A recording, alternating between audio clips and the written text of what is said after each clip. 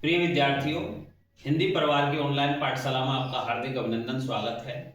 वाक्यों के भेद चल रहे थे, जिसे रचना के आधार पर या कह सकते हैं उद्देश्य और विधेय के आधार पर वाक्य तीन प्रकार के होते हैं। उसी तीन भेदों में से पहले भेद को लेकर के आज हम इस वीडियो के माध्यम से आए हैं। तो विद्यार्थियों, सरल वाक्य, संयुक्त वाक्य और मिश्रित वाक्य, इनको हम पढ़ने वाले हैं, लेकिन इस वीडियो में केवल आज हम सरल वाक्य के बारे में समझेंगे। तो यहाँ क्या क्या ध्यान रखना है आपको सरल वाक्य जब आपको छांटना पड़े या सरल वाक्य की परिभाषा देनी पड़े, क्या क्या चीजें ध्यान रखनी है वो आप देखते हैं। देखिए विद्यार्थियों, आज हम पढ़ रहे हैं रचना के आधार पर वाक्य के भेद, जो कि उद्देश्य और विधेय के आधार पर होते हैं। इसमें हम देखते हैं तीन चीजें आपको ध्यान रखनी है। बिल्कुल पहला है इसमें कि जिस वाक्य में एक उद्देश्य होता है और एक विधेय होता है। हम पहले पढ़ चुके हैं कि उद्देश्य कर्ता को कहते हैं और विधेय क्रिया और कर्म आता है उसमें। तो जिस वाक्य में एक उद्देश्य अर्थात एक कर्ता हो और एक विधेय हो अर्थात एक क्रिया हो, कहने का तात्पर्य यह है कि एक कर्ता और एक क्रिया अर्थात एक उद्देश्य और एक विधेय वाला जो वाक्य होता है वो सरल वाक्य या साधारण वाक्य कहलाता है। यहां जैसे हम इसके उदाहरण देखते हैं, मैं जाता हूं, तो यहां ये उद्देश्य है अर्थात कर्ता है मैं, और जाता हूं ये क्रिया है।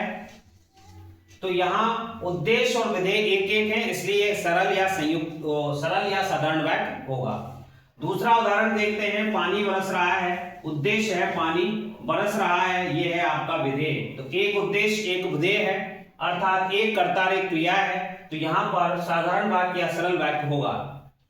इसमें एक पहचान में एक दूसरा नियम भी है कि कभी कभी एक से अधिक उद्देश्य अर्थात कभी कभी एक से अधिक कर्ता किसी समुच्चय बोधक से जुड़े हों, यानी कि जोड़ने वाले से यदि जुड़े हों, जोड़ने सूचक जो शब्द होता है समुच्चय बोधक कहते हैं उसको, तो किसी समुच्चय बोधक से जुड़े होने पर भी सरल वाक्य ही होता है। यहां हमने पढ़ा कि एक कर्ता होगा, एक विधेय होगा अर्थात एक कर्ता एक क्रिया होगी। लेकिन ऐसी स्थिति भी हो सकती है कि कभी कभी एक से अधिक उद्देश्य यानी कि एक से अधिक कर्ता हो सकते हैं, जो किससे जुड़े हुए हो सकते हैं, किसी समुच्चय बोधक से जुड़े होते हैं, तो उन्हें क्या कहते हैं, उसमें भी सरल वाक्य होता है, उसमें भी साधारण वाक्य होता है। यहाँ उदाहरण के रूप में देखते हैं, राम और श्याम पढ़ रहे हैं। यहाँ दो कर्ता हैं अर्थात दो उद्देश्य हैं और एक विधेय है अर्थात जब एक से अधिक उद्देश्य यानी कि एक से अधिक कर्ता होते हैं तो वहां भी सरल वाक्य होता है।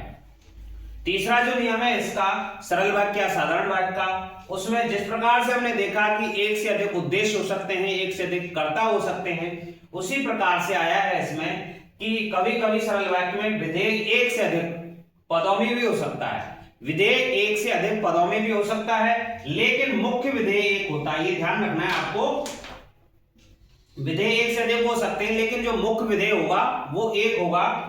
जैसे पढ़ते हैं हम, यहां पर ये उद्देश्य है अर्थात ये कर्ता है और हमें देखना है कि विधेय कितने हैं। यहां पर दो विधेय हैं, भागना और जाना अर्थात दो क्रियाएं हैं। तो यहां पर ये भागना जो है वो मुख्य विधेय है और ये जो है दूसरा विधेय है, इसलिए दो विधेय भी हो सकते हैं। तो यहां हमने देखा विद्यार्थियों साधारण वाक्य या सरल वाक्यों में कि एक उद्देश्य और एक विधेय वाला होता है। दूसरी स्थिति होती है कि एक से अधिक उद्देश्य एक से अधिक कर्ता हो सकते हैं।